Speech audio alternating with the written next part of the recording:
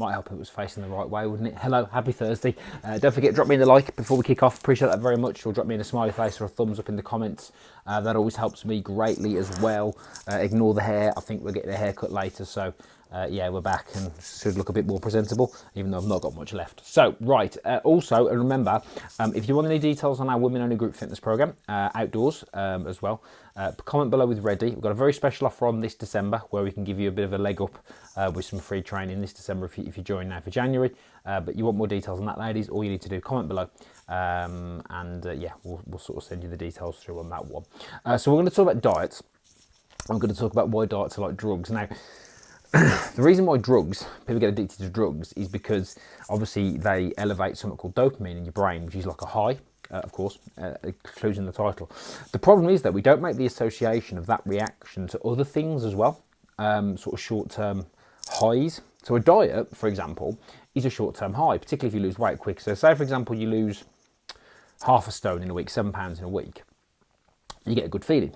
The problem is you get addicted to that good feeling, and you then expect to have that good feeling all the time, and that's not because you're bad or broken or anything like that. It's just because you're human, and that's what human beings tend to do. We tend to focus on the highs because we crave those highs like a drug, which is a problem.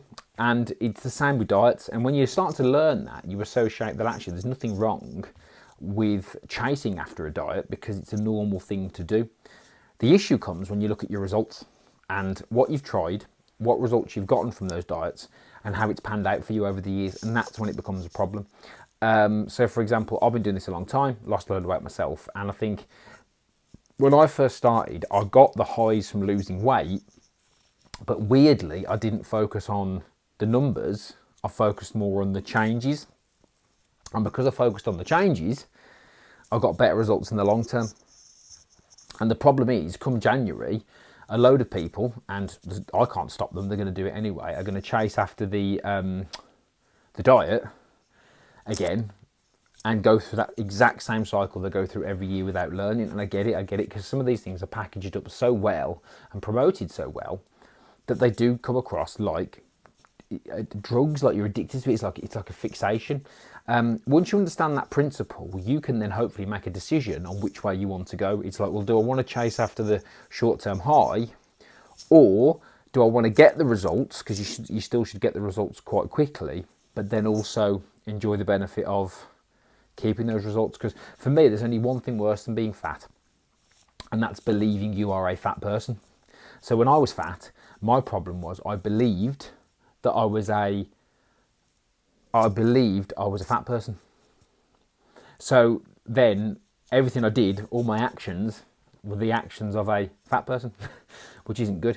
So when you think of it that way, you then start to realise that is it that high that I want, or is it the satisfaction of knowing that I'm not a fat person anymore? Because you never change that belief system just by losing a bit of weight and then put it back on again. You just go this high, low, high, low, high, low, high, low, high, low, which, as you know, particularly if you suffer from mental health problems, is not a good place to be. So it's definitely worth considering. It's definitely worth thinking about whether you start now or start in January. Personally, I wouldn't start in January. I'd start something now because if you're in pain and you're struggling, you can't afford to wait, 28 days? It's a long time.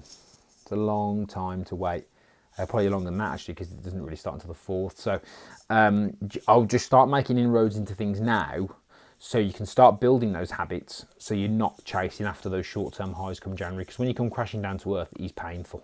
It is painful. So certainly something to think about there, and notice your own behaviour and notice how many times you've tried different things in the past. And yeah, you'll find that actually it's a very close similarity.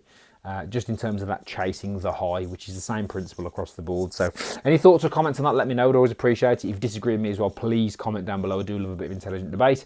Yeah, and if you do want to get involved in our Women Only Group Fitness Program outdoors, we've got a very special offer at the moment for December. If you join now for January, we can give you a little tickle and a very exclusive offer in December. All you need to do is comment below with ready. Again, if you can share this video as well, I'd also appreciate that. Let's rock and roll. Happy Thursday. Let's go.